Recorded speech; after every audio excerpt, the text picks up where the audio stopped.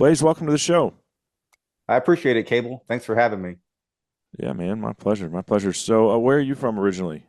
I'm from Gillette, Texas. If you're Where's not that? familiar, yeah, if you're not familiar with the area, you won't find it. It's about an hour southeast of San Antonio.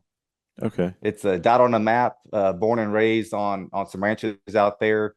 Grew up in the hunting and livestock industry, and just kind of follow that pursuit as my career. Okay. And so, where did you go to school? Went to college at Texas State for my undergrad, and then A&M Kingsville for graduate school. And I was on the Comanche Faith Deer Research Project in grad Oh, school. okay. Very cool. So how long have you been our whitetail program leader? Going on 3 years now. Okay. And so you took over for Alan?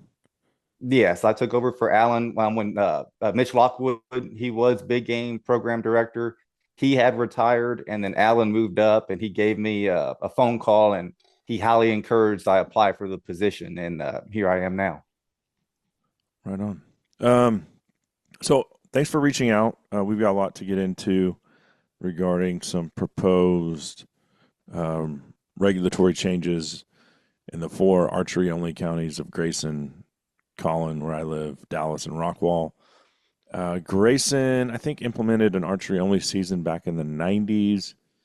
And then it was, I believe, 2012 when I guess Texas Parks and Wildlife said, you know what, Collin, Dallas, and Rockwall have enough deer now where we can have an archery only season. Yeah, So we've had one for almost 15 years here. And I've participated in that. It's very expensive if you don't own land. Um, I've never said how much I paid for 20 acres in Collin County because if it got back to my wife, she might skin me alive. But it was yeah. a significant amount, and I did it for 1 year, and it wasn't worth the headache. I had like 100 high 170s buck that was using the property, but he didn't live on it. You know, he was just coming through, and the neighbor's dog. They had three labs that were, and I don't mean like the next door neighbor. I mean, like down the county road a mile, and these three Yeah, labs would. yeah. I mean, I called Texas Parks. So I called my game warden. I called animal control. Finally, the game warden was like, unless you can prove they're like harassing deer while you're hunting, he's like, you're just gonna have to call animal control. So called animal control. They were like, well, we can bring you a trap and you can trap them. Man, I don't want to trap these stupid dogs. I just want. So I went and talked to the neighbor, and then they did it again. And I mean, like, here's this buck I'm hunting at this mock scrape, and then a minute later, there's a picture of these three labs. I'm like, this is Oh man, ridiculous. yeah. So animal control, I sent them the picture the next time, and they went and wrote them a citation, and then I didn't see the dogs again. But it was expensive. One day I was sitting in my tree stand, and I hear this noise. I couldn't figure out what it was, and then I'm sitting there, and then like from the property next to me, here comes a hot air balloon that they just fired up. Like, here it comes. I'm like, then I had it was kind of close to a golf course. Had a guy and his husky like just walk across the fence, and he takes the lid off my feeder. Didn't even he had no idea what it was. And I've got video of him just like so confused. Like this is like an alien spacecraft or something that landed in Collin County. He had no idea what it was. But either way, he was trespassing. I'm just like, for the amount of money that I spent, I was like, I'm not doing this again. But man, we have some big bucks, and that's why I did it. And I think we have the big bucks because we have a great age structure, we have good genetics, but really it's because we're archery only. And if we had Mhm. rifles, I think we certainly wouldn't have what we have in Grayson and Collin County specifically. There's been some nice bucks shot in Rockwall. I've never seen any info about a great deer that was shot in Dallas County. They probably have the least, um, probably the least density as far as population goes of the three. I would imagine, just from how Yeah, for urbanized it sure. is. But Yeah, and with the mandatory reporting, that was part of that package as well. The last time all this was proposed, in so most deer are harvested in Grayson County in those counties, and then Collin. So usually there's around plus or minus 100 deer from this, usually around 500 deer harvested in those four counties. And there's only maybe six or seven that are in Dallas County. The rest mm, of them are Rockwall, Collin, and Grayson, with usually around probably 50 to 60% of the harvest is Grayson County. And then you get probably the other 30 to 40% is going to be Collin, and then you get some in Rockwall. But most of it is Grayson County, which is why this subject usually impacts Grayson County hunters the most because they hunt the most out of those 4 counties.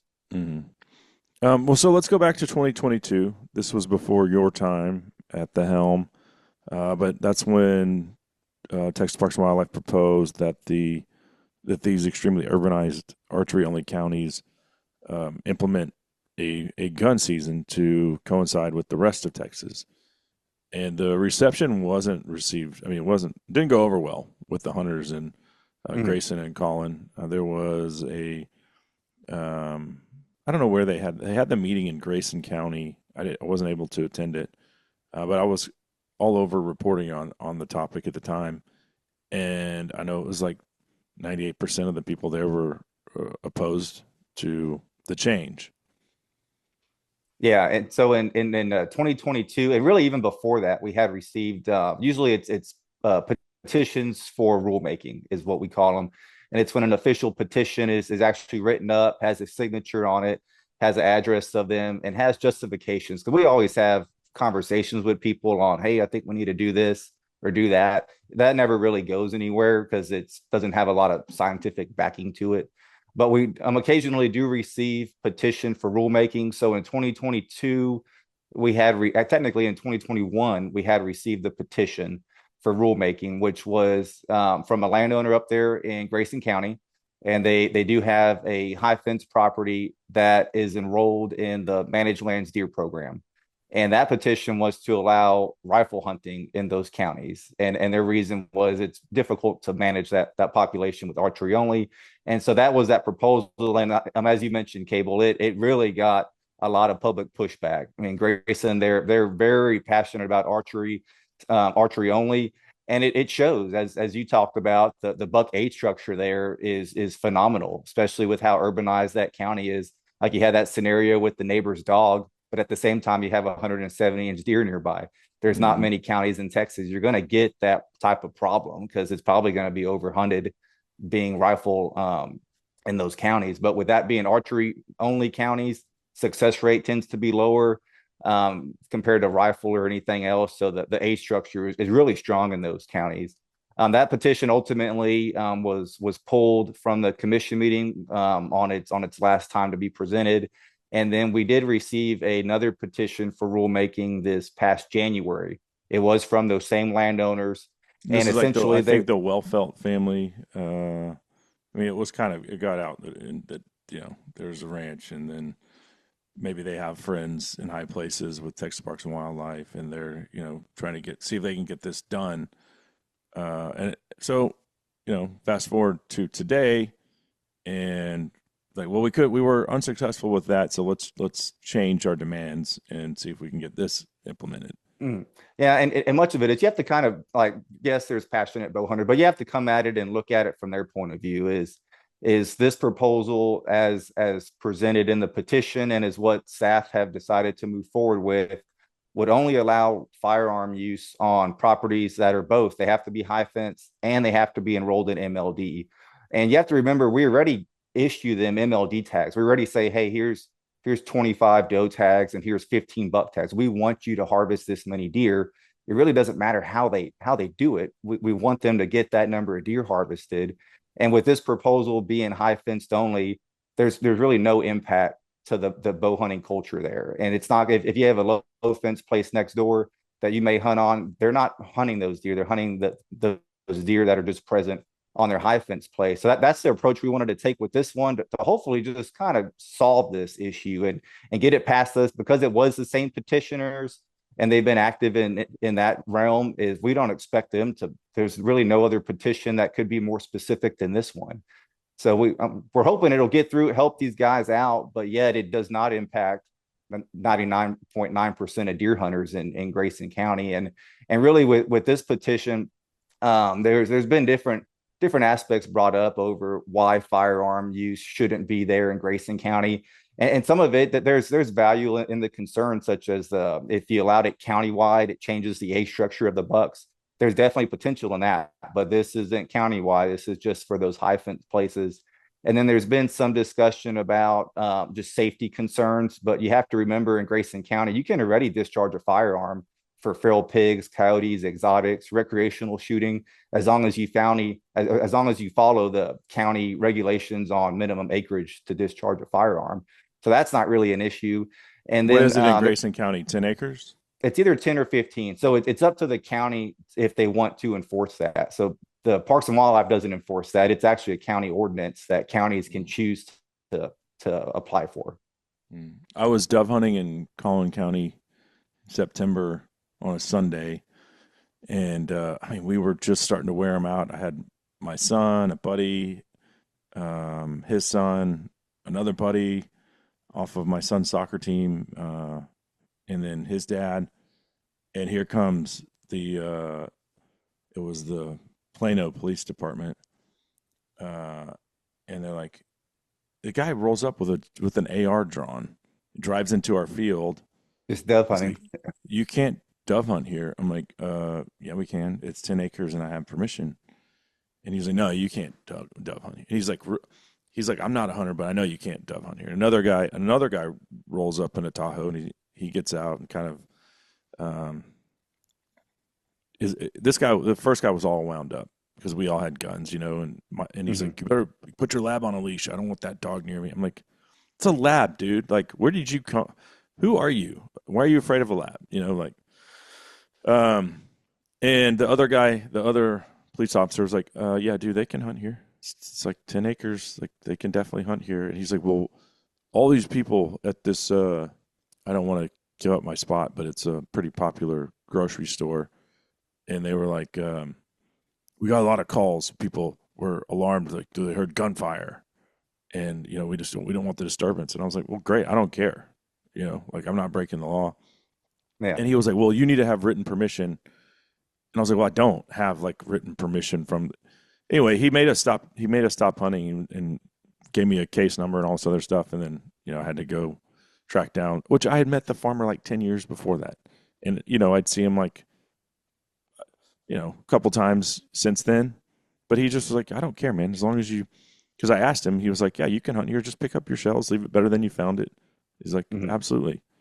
And so I didn't have it on me. I didn't have written permission, just had verbal permission from this dude. And so they made us leave, which was annoying while they're bothering us. Just dove are just flying in everywhere. And just like, you guys suck. But Those are probably white wings, huh? we have white wings and just the local mourning dove population.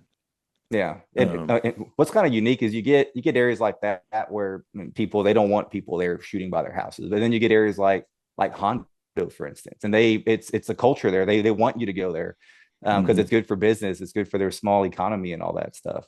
Yeah. But Just that's the last place I have. Everything else has been developed, which again was like, we don't need a rifle season in Collin County because it's what little habitat we have left is all, concrete's replacing it very quickly.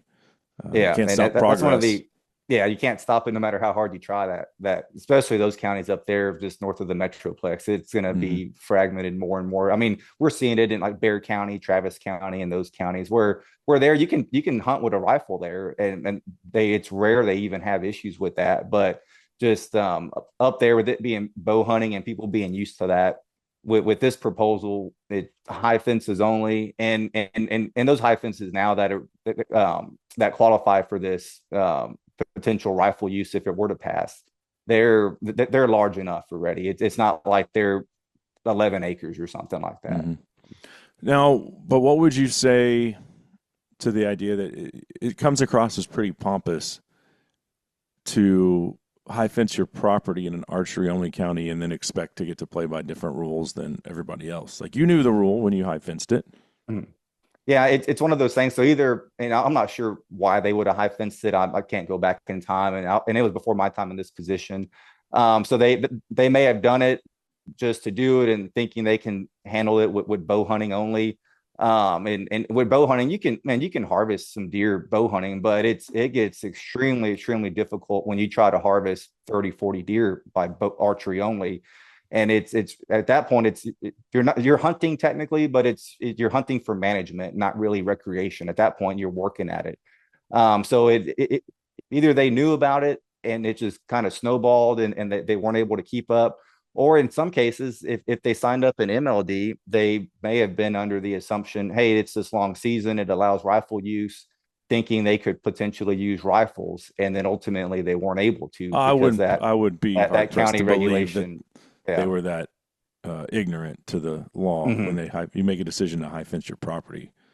I Yeah. doubt Yeah. that they thought that they'd be able to use a rifle unless they could get something changed. So to me, it comes across as like, well, I mean, you knew the rules when you did it, Hmm. so that's on you.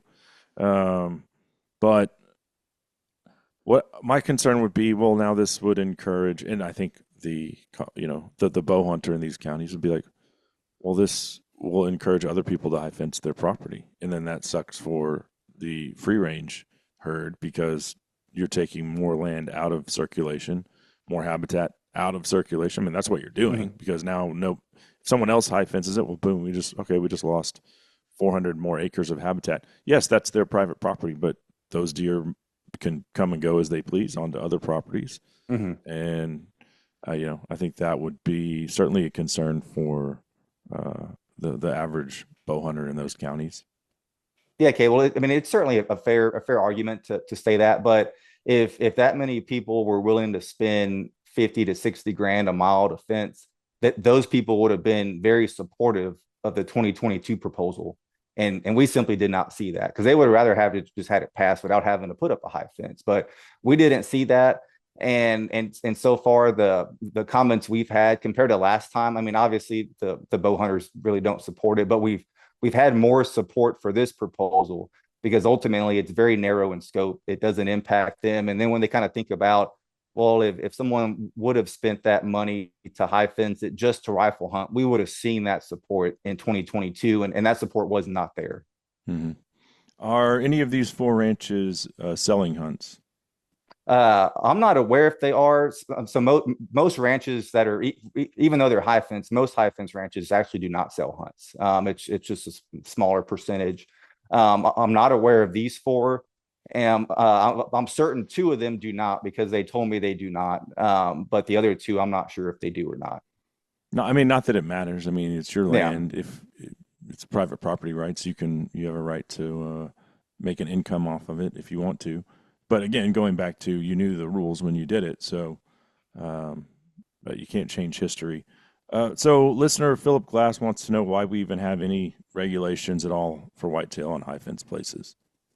Yeah, or so some states like, for example, Oklahoma, for instance, if you high fence your property, you actually have to harvest all the deer there and then reintroduce deer there, and at that point, they're private property.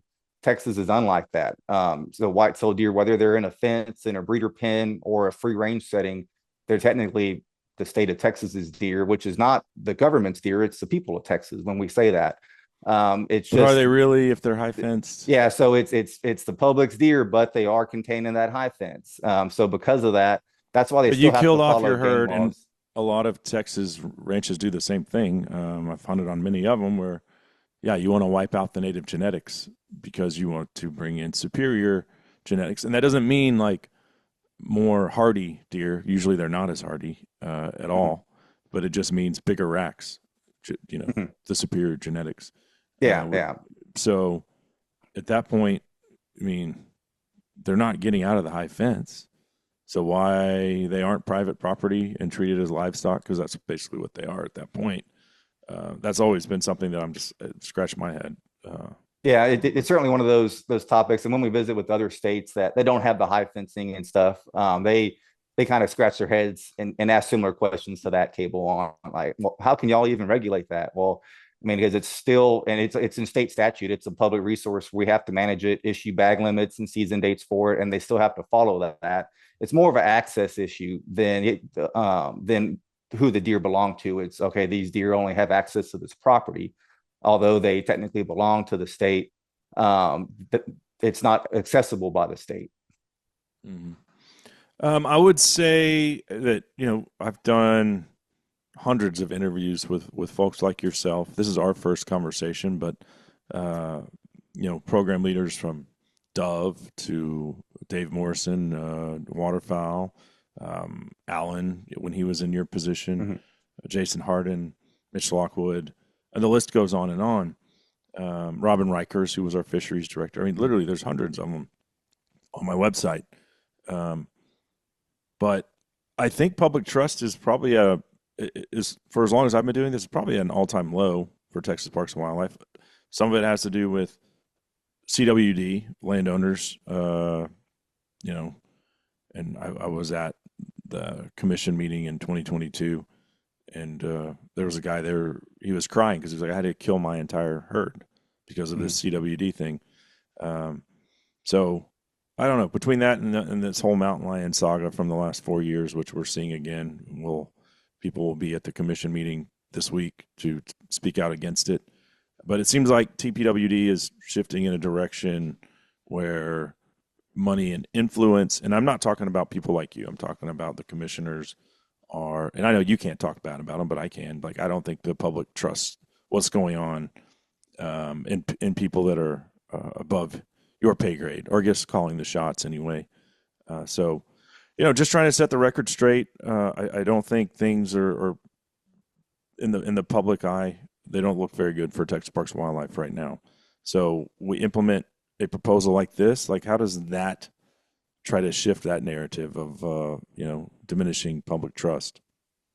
Yeah, and really part of my job, Cable, is, I mean, obviously I'm handling whitetail deer management, but I'm very open. I enjoy these conversations we're having now, and it's something as hunters we need to have those discussions. Whether you agree or disagree, we need to be able to have those discussions with each other. That's what makes it so great. It's when those discussions are not had that gets to be concerning. But I would say, like, with the just political aspect of everything, really with this proposal, yes, there's pushback from bow hunters that hunt just free range whitetail up there in Grayson County. But at the end of the day, we're looking at bettering options for those properties that need the help without changing anything else. So if this would have been something like 2022, where we're doing this countywide, we would very likely, actually, we would not even be having this discussion, because that proposal would not have moved again. Even if we had received that petition, we would not have answered that with a proposal. We would have said, hey, we heard this in 22. We're simply not interested in moving forward with that. But because this was such a narrow proposal, that's where we wanted to try to take it forward a little bit, expecting to get some pushback from bow hunters. But at the end of the day, biologically, it doesn't impact them. It's just another tool for those high fence properties. Okay. Well, yeah, I generally was opposed in 2022, and while this one is far less imposing, I guess the only thing would be, well, why do they get to play by different rules, and would this encourage someone else to basically seal off of their property from the free range whitetail herd that we enjoy in those counties?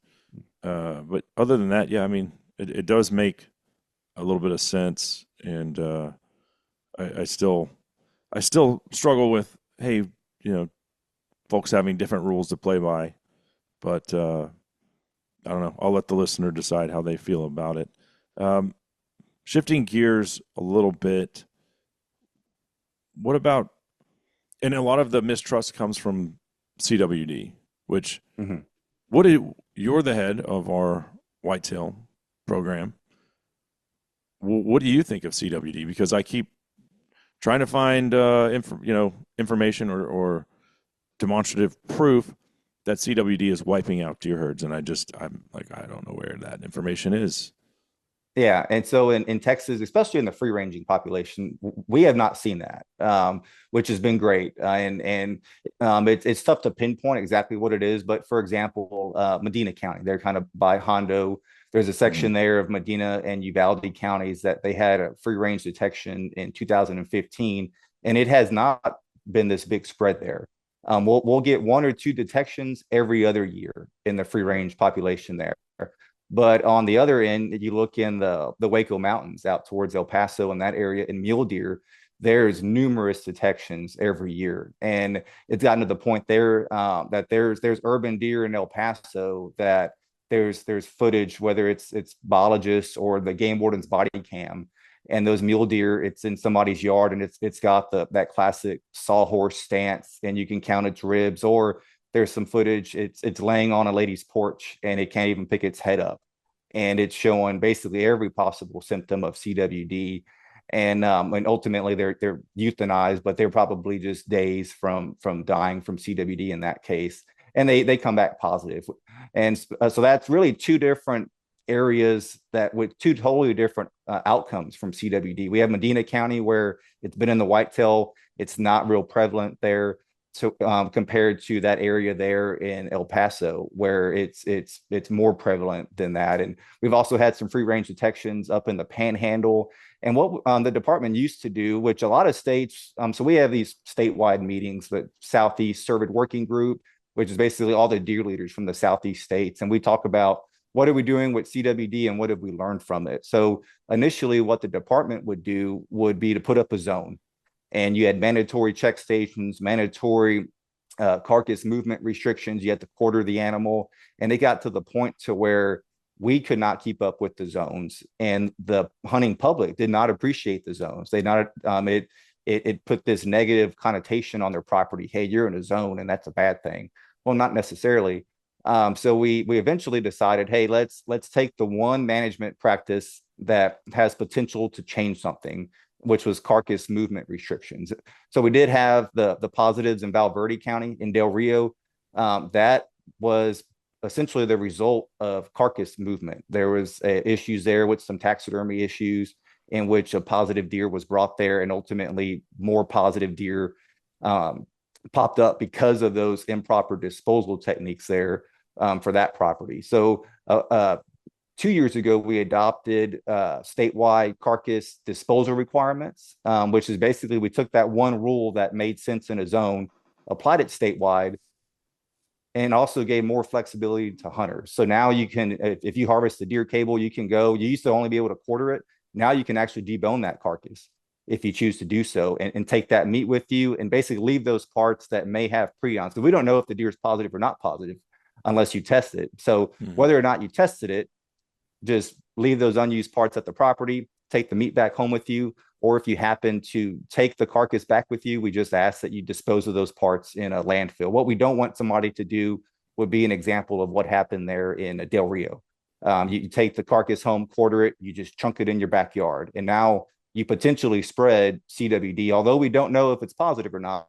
That's a potential way to spread it. So with that regulation, we really provided additional options to hunters, and just feedback from them. They greatly appreciate that ability to debone a carcass, because now you don't have to worry about taking these big chunks of a quarter home. You can actually debone it, put it in an ice chest, and take it back with you. But CWD is not the boogeyman for whitetail that I think the media makes it out to be. And you look at people's comments on social media from non-hunters, and they think like there's this zombie disease that's going to wipe out all the deer. Where, I mean, you just said like it's not the case. In Medina County, we've had positive tests, free range, and high fence, and the deer are not struggling at all.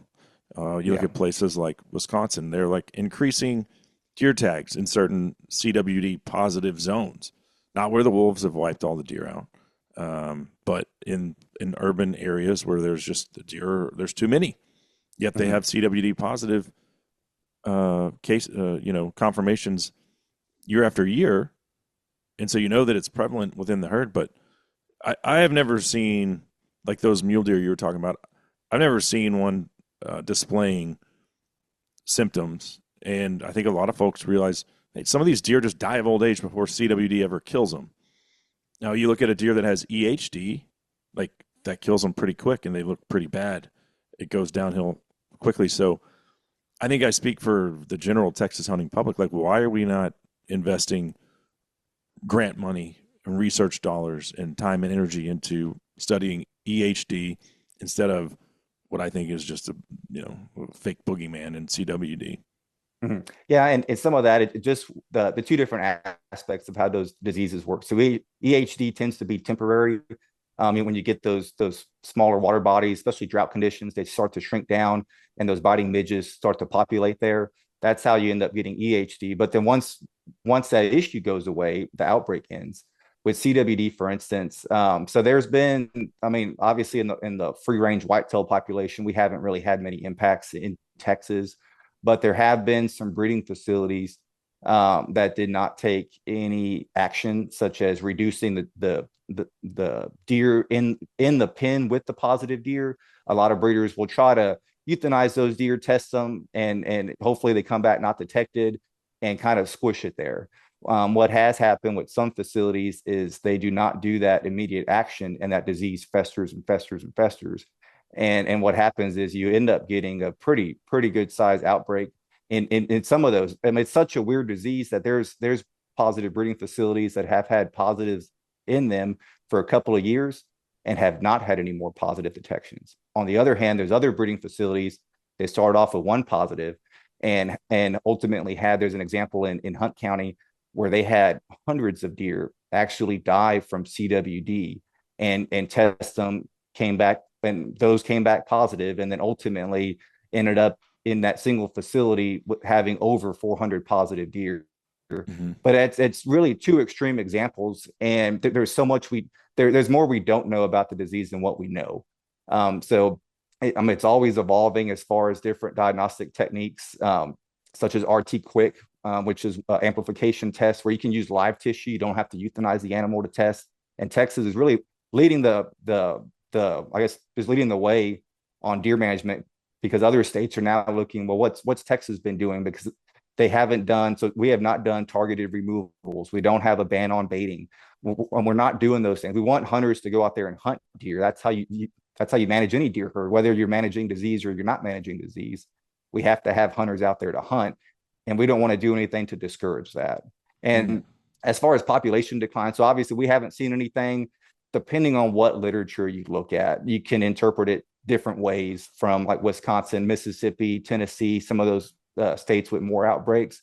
But one thing that they've all noticed, whether or not the population declines, is the buck age structure is altered. Wisconsin's an example to where the population has gone up, fawn recruitment stays high, but the age structure of bucks has gone down. Same thing in Mississippi. The age structure of those bucks have gone down to where, yes, most deer harvested are only 3.5 or 4.5, but those folks that want to push them to 5, 6, or 7 and really harvest a nice trophy, they're starting to see some impacts because those deer simply cannot live that long once they pick it up. I think a lot of another aspect of the fear mongering is, well, what if you eat a CWD positive deer?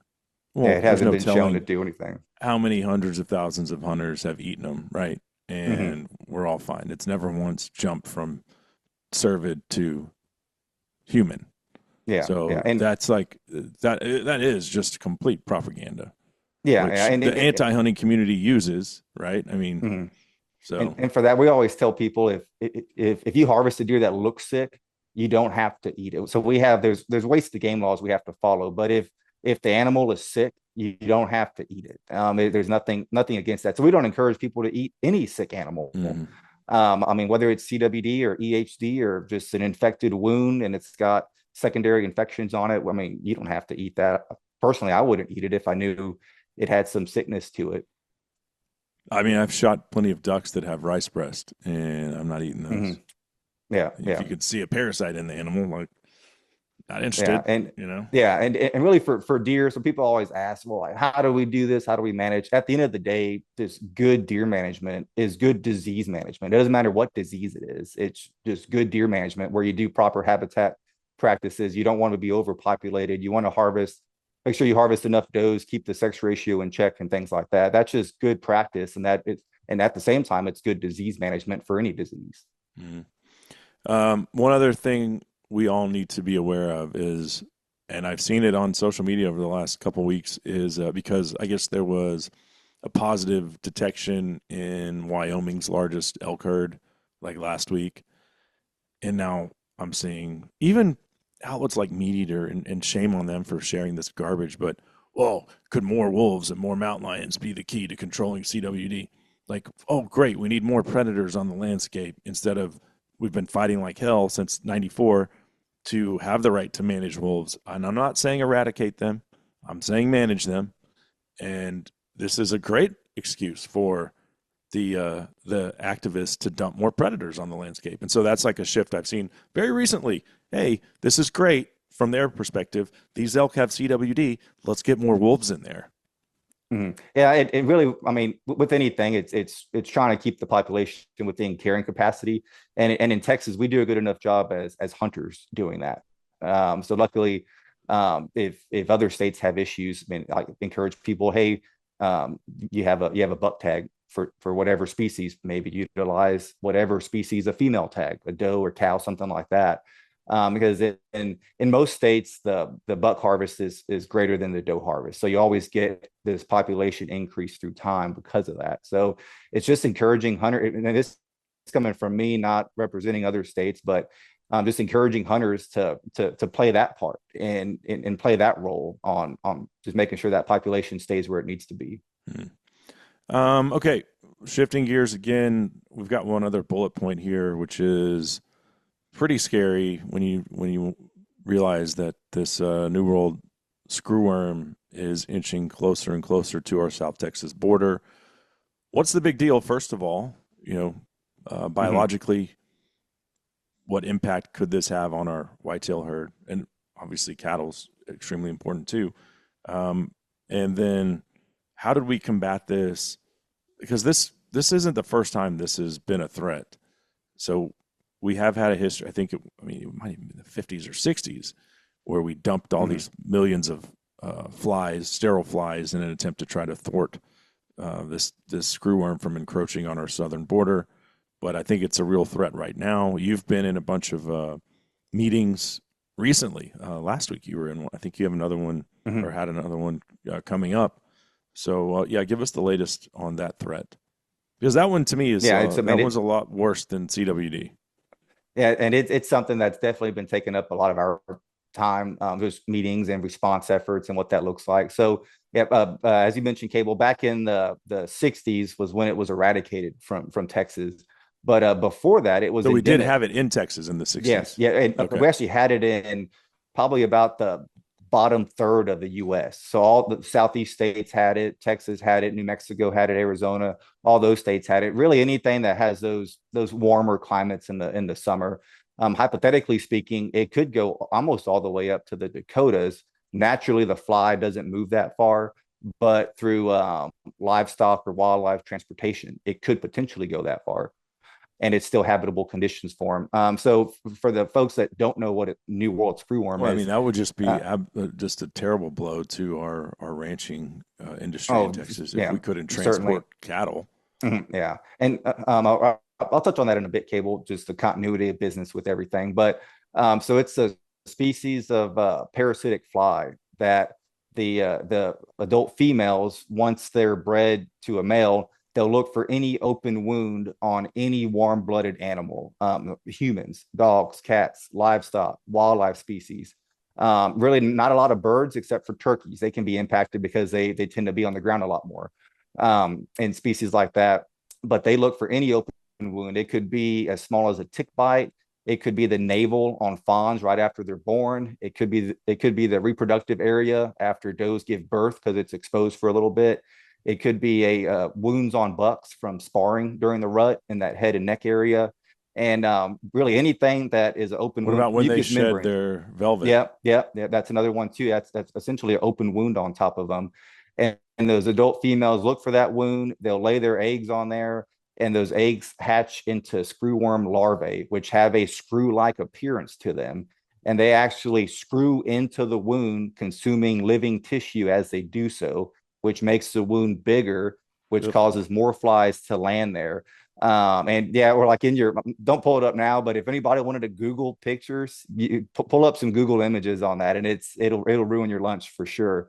But it had very large impacts to Texas's livestock industry, as well as the whitetail deer population and really in South Texas, because South Texas was warm enough. It was there year round. Parts of North Texas, when it got cool, those flies would become less active. It didn't necessarily kill them, but they became less active. And so in Texas during that time, the population was around 500,000 whitetail deer at that point. And then once screwworm was eradicated in the 60s, that population started to increase quite a bit, really for two reasons. Obviously, screwworm's not there, so you had better fawn survival. Historically, in South Texas, when screwworm was there, landowners lost upwards of 80% of their fawn crop to screwworm. So it's already a Mm. low fawn crop in South Texas. Now you're losing 80% of that fawn crop to screwworm infestations. And then, so we got rid of screwworms, which then led landowners to be able to actually manage for whitetail. And that's when you saw that kind of start of the whitetail management, like Al Brothers, Murphy Ray, those guys in the 70s and 80s. And that population has steadily gone up.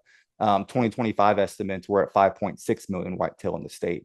And we could not have gotten there. We could not have the whitetail management we have today if we had screwworm that's endemic to the area. And just to eradicate it, what they actually found out is you can use the sterile insect technique, because the female flies only mate once in their life. So they'll sterilize males with radiation, and they had these production facilities, and they produce hundreds of millions of these sterile flies a week. And then they'll release the sterile males into the wild. So back then they used to drop those boxes from the planes, and the boxes would land and the flies would come out. It's The ones changed a with little the bit ticks since in them then. today. Yeah. Those with the ticks in them today. Uh-huh. And very effective technique. But it took, so to eradicate screwworm in the 60s, it took between 5 to 700 million sterile flies a week to drop to do that. And doing that for years. I mean, we're talking billions and billions of flies being dropped. And they were eventually able to eradicate it. They started in the southeastern US and kept pushing it back, and then ultimately eradicated it from Texas in the 60s. We did have some recursions from Mexico in the 70s, but ultimately pushed it down progressively all the way through Mexico and all the way down to the Darien Gap, which is where Panama hits Central America. It's that little bitty piece of land there. And they were able to hold it there, but that took about 4 decades to get it from Texas, all pushed all the way down there into the early 2000s. And there's a facility in Panama called Copeg that produces sterile flies, and it's owned by USDA, so it's America's flies, and USDA funds it, and they were able to keep those flies in South America because that land there is so narrow. They were able to keep it there, and then ultimately, depending who you talk to, it's a mix of COVID had some responsibility with this, but also the deforestation of the forest there just south of the Darien Gap, in which they deforested land for livestock grazing. So now you had these screwworm vectors much closer to the Darien Gap. And then during COVID, with some of the shutdowns and stuff, they never shut down the facility, but they did have some reduction in surveillance and reduction in fly production due to staffing. And ultimately, that fly was able to jump that gap in about 2021, 22, somewhere in there. And then ultimately was detected in Mexico in 2024. And so each time it was detected, they would shift where they were dispersing those sterile flies and trying to get ahead of it. But they could never get ahead of it. And it kept working its way up through Mexico, really along that eastern seaside area up against the Gulf of America there. It just kept going up that coastline there. And now we've had some detections. So in 2025, we had some detections pretty close in Nuevo Leon. Most of those were actually trailered cattle. They were trailered to a feedlot. They were unloading. They saw a wound on it. It actually had screwworm. So when that happened, they were able to disperse sterile flies there, treat the animal with some type of treatment, and just kind of close out that little spot fire. But now we're getting actual natural fly movement. And so they've been dropping sterile flies in northern Mexico and actually 50 to 60 miles into Texas as a precaution. We don't have it in Texas yet, but they're dropping those sterile flies there. But currently, we're still only producing 100 million flies at that Copec facility, and they're transporting them like a as week. large. Yes, a week. Okay. So producing 100 million Sounds like a flies. lot, but we need more. It sounds like a lot. Yeah. We need hundreds of millions more, and they would transport those as an earlier life stage as larvae to dispersal facilities. There's a dispersal facility in Tampico, Mexico, as well as one in close to Edinburgh at Moore Air Base in Texas. If anybody has seen Secretary Rollins has been down there, They opened that up as a dispersal facility. So they receive larvae, grow them out to flies, and now they're able to drop those where they've been dropping them now. And the closest detection I looked up before we got on the call cable, it's about 57 miles from Texas is the closest detection. It's due west of Eagle Pass, Camado area, due west of there, about 57 miles. So they've been dropping flies in that part of Mexico. But what the Is there non-sterile still just screwworm flies one are doing? facility? Yes, there's still one facility right now. So they're But there's they're another one making, that's coming online sometime yeah. in the future. Yes, we have a couple more coming. There's one in Matapa, Mexico, which has been a fruit fly facility, and USDA provided them funding to turn that into a production facility, to where that one's actually gonna, like, lights are on, doors are open type of thing, in June of this summer. But by the time you start making flies and get the brood ready to make flies, they'll be producing about 100 million by the end of this year. And then in Texas, that one at Moore Air Base, that one will be starting production next fall and producing about 100 million flies then. And then in 2028, it'll ramp up to 300 million. So once it's all said and done, we'll have about 500 million flies for dispersal, but we're a ways to go from that. And then some of the technology that they have now, there's uh, it's a it's a gene edited fly called the Novo fly. Because right now, when they produce, so when I say 100 million flies, half of those are male, half are female. So we don't need the female flies to drop. We need to drop the male flies. But with this Novo fly technology, they're able to produce male only, Oh which wow. would basically double our capacity instantly as soon as that goes into effect. So they're working on that, and hopefully get that up and running. But that fly in Mexico, it's working at a northwestward trajectory. It started out south of on the southeast part of Mexico near Tamaulipas, and it's been working its way up through Nuevo Leon, and it's where it is now, and it's still in one of those Mexican bordering states, about 57 miles away. And so back in 2016, there was an outbreak in the Florida Keys. It's expected that that fly came in somewhere from like Cuba, somewhere in those islands over there, and got into the Florida Keys and impacted the key deer, which are an endangered species. They're not hunted. There's only about 1,000 of them there.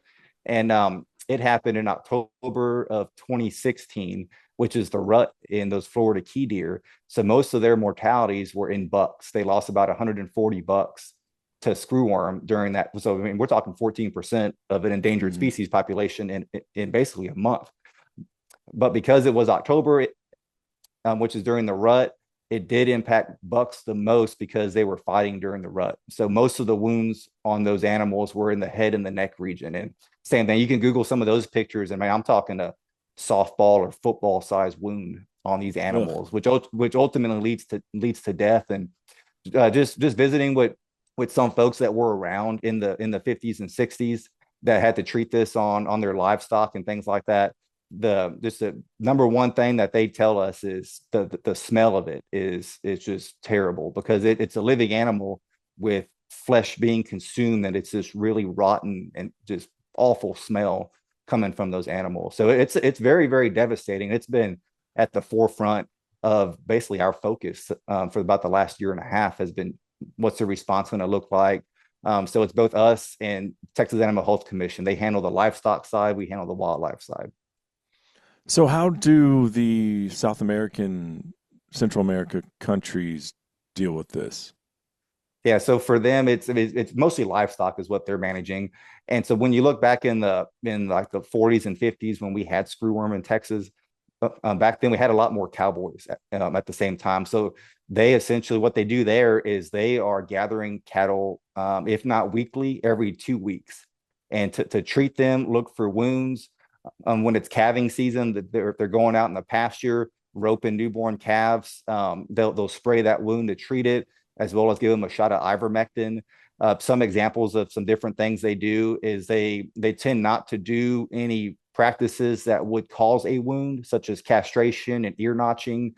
During the warm months, they tend to focus when it's a little bit cooler and those flies are less active.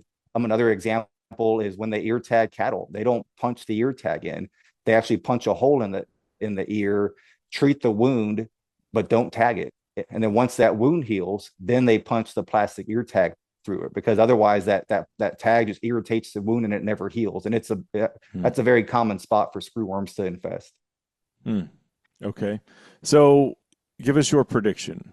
Is this thing going to end up in Texas before we can? It's very likely going to end up in Texas. So and really what that looks like from this is not CWD fear mongering. This is what you actually believe, that this thing is going to end up here. Very likely going to end up in Texas at some point, depending on who you talk to. So a year and a half ago, the prediction was it's going to be here tomorrow, and they should have been here already. And then a few months ago, you talked about, it's going to be here in a week from now, just on predictions. The reality is it's stretching northwestward to where we simply don't have enough flies right now to keep it south. At some point, it's going to get so far northwest that we're not able to disperse the flies in a thick enough density to keep it from jumping that line. Right now, we're holding it. We have not had detections in areas where they're dropping the flies. We're having detections in areas just south or just northwest of that. And at the same time, we're dropping basically all the sterile flies from Copeg are being dropped here in southern Texas and northern Mexico. But at the same time, the screwworm infestations are rapidly multiplying further south in central Mexico and southern Mexico. So at some point, it's going to take these production facilities to come on board and ultimately push it further down from where it is now. And it's going to take time for that to happen. But in the meantime, I've been telling hunters, if you have trail cameras, and keep them out now. Don't put them up. It's one way to surveil your herd on your property, and look for those wounds, especially during the fawning season when people are maybe filling protein feeders or cottonseed feeders. Go out there and just keep an eye on stuff.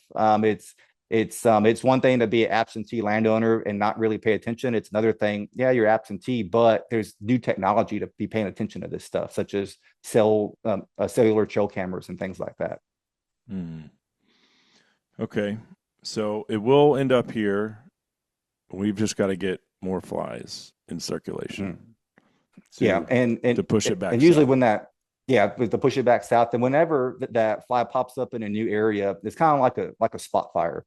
You get this little spot fire there, and if we can go there and stamp it out before it spreads, that's the way you can limit that movement. So these detections in northern Mexico, it's not a wave of screwworm coming up. It's these little spot fires that pop up.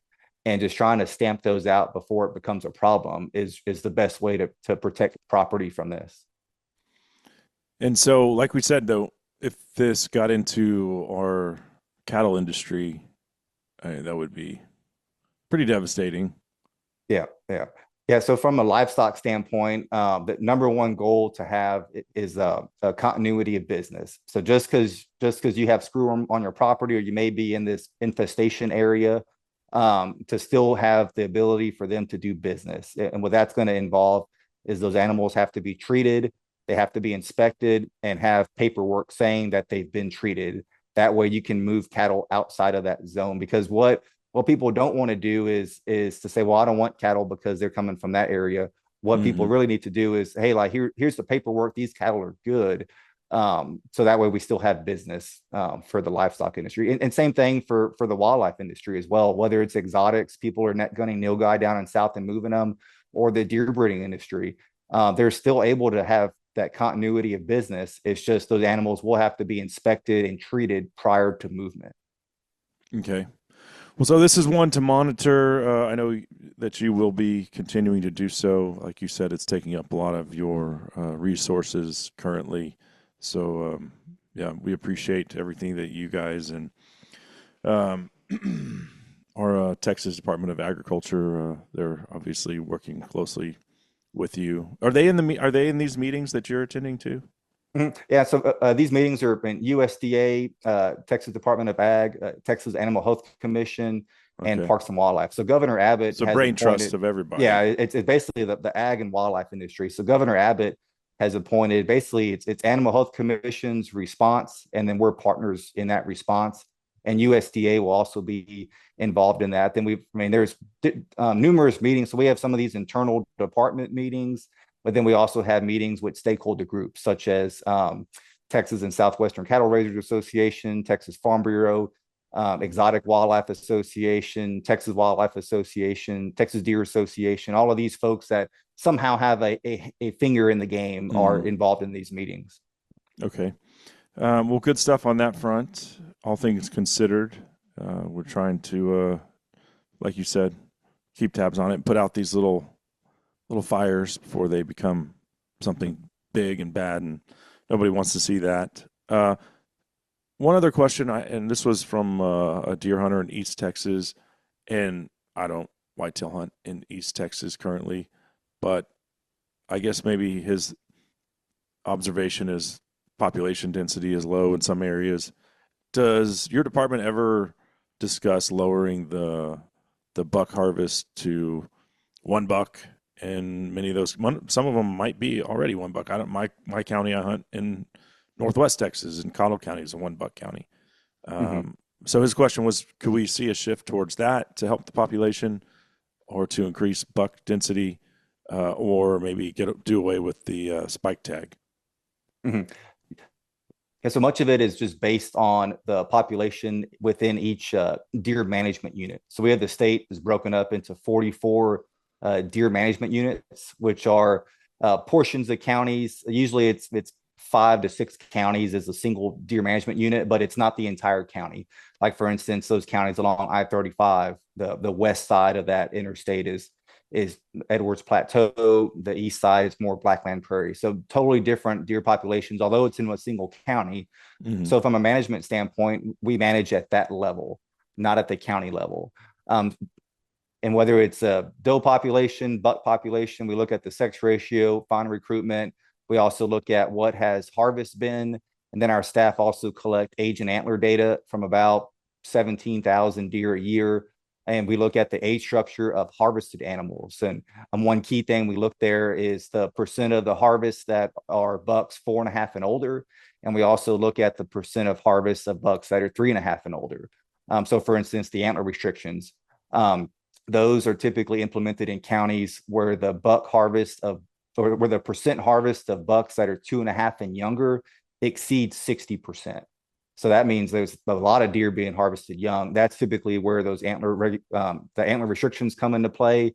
And for the most part, hunters are appreciative of that. They tend to see it's like a light switch. When you flip that on, they start to see older bucks within 2 years, because those bucks that were 2 are now 4. So they appreciate that. There's always exceptions where, I get pictures all the time of there's these bucks and that they look to be 5 or 6 and they just have a narrow spread.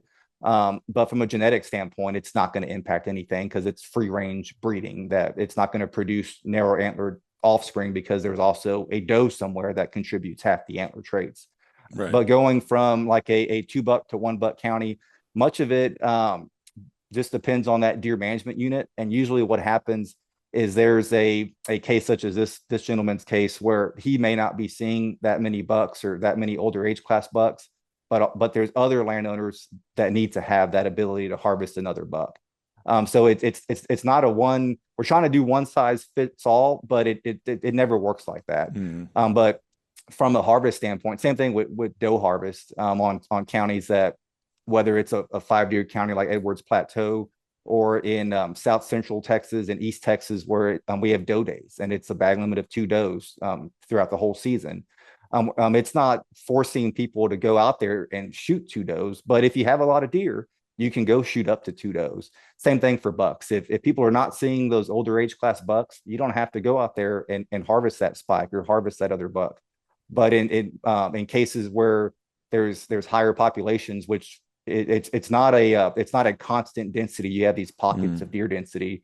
There's certainly areas where people need to utilize those tags. So for the meantime, we plan to keep them. Yeah, it's like how many you need to have as many tools in your toolbox as possible. Yeah. So I get it, and I've been on the other end of that. And I had a lease in Clay County for 3 years, and I had a buck I watched for all 3 years, and he was 6.5, and his rack was about 12 inches wide. And he was a nice buck, mature buck, and I sent it to the game warden. He was like, "Don't shoot that deer." I was like, "Okay, well, I just wanted to see." You know, people were like, "Oh, send it to your game warden. He'll let you shoot it." I'm like, "I don't know if that's how this is going to work," but I sent it to him anyway. And he was like, "No, don't shoot that deer. He's not 13 inches wide." I was like, Yeah, yeah, the rules yeah, are the and rules. So yeah, I mean, it is yeah. what it is. And some of those in cases where it's mature, because we often use the ear tips as a reference because that for a 1 and 2.5 year old buck, ear tips is about 13 inches. Mhm. But as that buck grows older and they get to be 5 or 6, that ear tip is actually 14 or 15 inches. So then just because that spread is right inside the ear tips doesn't necessarily mean he's not 13 because his ear Mhm. tips are actually larger at that point. It's really That's a a good reference point. for those younger bucks. And one option, and it doesn't work for everybody, but like for instance, there's one landowner. I mean, he had a few thousand acres, and he was unaware of the MLD program. And he's like, "Hey, I got these older bucks. They don't have a lot of potential to them. We got them set up." So now he's able to harvest some of those bucks under the MLD program. Okay. Right on.